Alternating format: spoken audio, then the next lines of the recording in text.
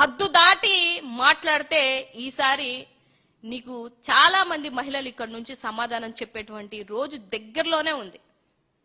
నీ సొంత నియోజకవర్గంలోనే నీ పనితీరు బాలేక గంట సేపు నిన్ను నిలబెట్టారు అని అంటే నీ పనితీరు ఏంటో ఒకసారి ఆలోచించుకో అనిత గారు.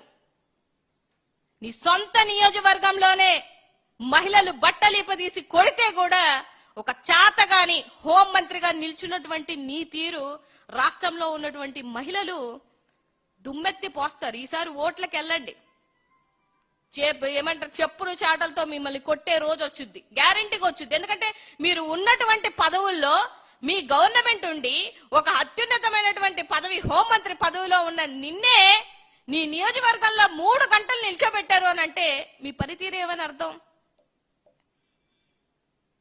ఒక మైనర్ బాలిక కేసు పెట్టి ఇదిగోండి మాకు ఇంత అన్యాయం జరుగుతుంది, పలానా వ్యక్తి వచ్చి మమ్మల్ని చంపేస్తాడని బెదిరించినా కూడా పట్టించుకోకపోతే